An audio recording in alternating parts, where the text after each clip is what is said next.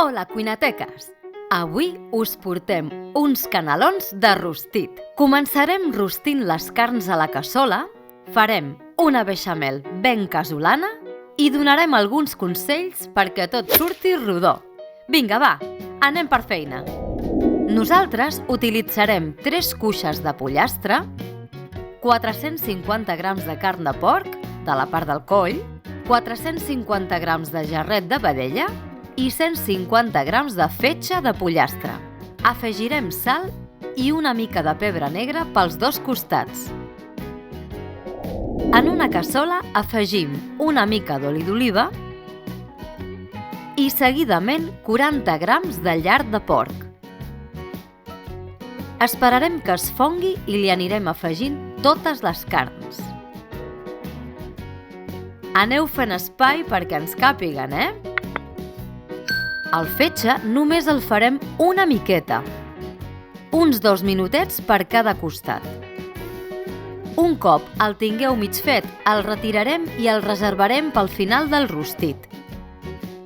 Anem a donar la volta a les peces de carn perquè es vagi daurant per tot arreu.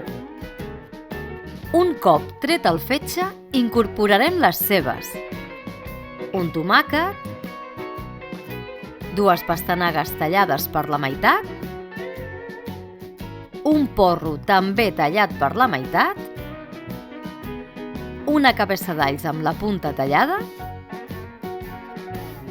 un farcellet d'herbes, mitja branca de canyella i 100 mil·lilitres de brou d'escudella.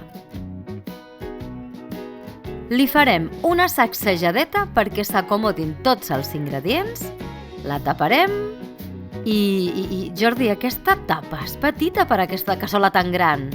No tens una altra? Doncs fes alguna cosa. Paper d'alumini?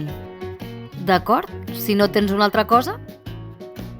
Ho taparem deixant que respiri una miqueta pels costats i deixarem rostint durant 1 hora a foc suau. Anirem donant la volta al rostit i anirem afegint brou si veiem que li falta. Un cop hagi passat 1 hora, regarem amb una mica de vi ranci i esperarem a que evapori l'alcohol. Serà el moment d'afegir una mica més de brou i deixarem tapat durant uns 20 minuts més. Ara incorporarem el fetge de pollastre que havíem reservat abans i si veiem que li falta brou, doncs li ficarem una mica. Deixarem rostint 5 o 10 minuts més i ja ho tindrem. Vinga, va, seguim. Retirarem la cabeça d'alls, el farcellet d'herbes i la branca de canyella. Ara, per una part, separarem la ceba i les carns i posteriorment retirarem els ossos del pollastre. Ho podeu fer amb la forquilla o amb les mans, com el Jordi. I per una altra banda, colarem la resta que teníem a la cassola. Ens ajudarem amb una mà de morter per extreure tot el suc possible. Vinga, va, aquesta part que ve ara m'encanta. Ara tocarà trinxar la carn. Ho podeu fer de la manera tradicional amb aquesta màquina de trinxar, però si no voleu pencar gaire, també podeu utilitzar la picadora automàtica. Us deixem les 2 possibilitats. Us en recordeu de la salseta tan bona que havia sortit de la cassola? Doncs serà hora d'incorporar-la a la carn. Unes voltes per integrar la salsa en la carn i deixarem tapat amb film per més endavant. Bé, ja tenim una part feta. Ara anem a per la beixamel. En un cassó posem a escalfar 1 litre de llet i en una cassola afegim 45 grams de mantega. Deixem que es fongui la mantega i li incorporem 45 grams de farina. Integrem bé tots els ingredients i deixem coent a foc suau durant uns 2 minuts. Just en aquest moment ho apartarem del foc. Un cop tinguem la llet a punt de bullir, traiem aquesta capa que s'ha format pel damunt. Incorporarem la llet a la cassola a poc a poc. No pararem de remoure amb la vareta fins que tinguem tota la llet a dins. Un cop incorporada tota la llet, serà hora de tornar a ficar-ho al foc. Ho deixarem coure durant 10 minuts, removent gairebé tota l'estona. Si ho feu d'aquesta manera, us sortirà una beixamel sense grumolls. Passats els 10 minuts, afegirem pebre negre, sal i nou moscada al gust. Deixem uns 2 minuts i quan ho tinguem fet, ho traslladarem a una safata ben tapat amb film.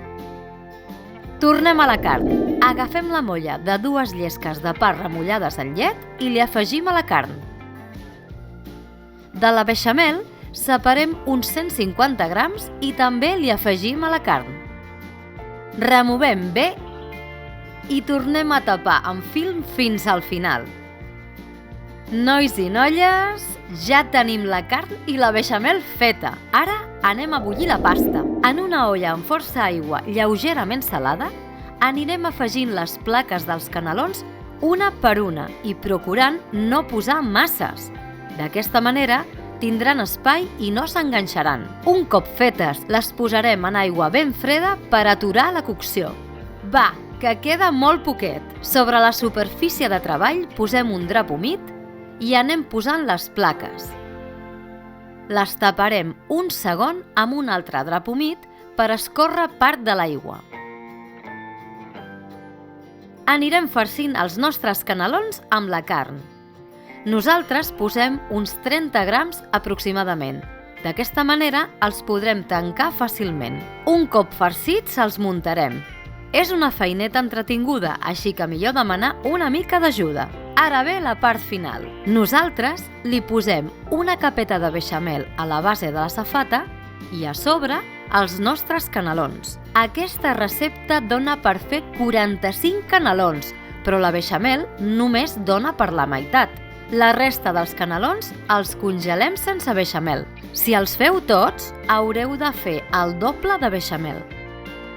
Ara escamparem el formatge que més ens agradi per sobre dels nostres canelons. Així, bé de formatge.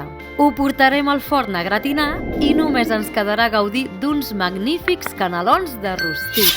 Salut i bon menjar!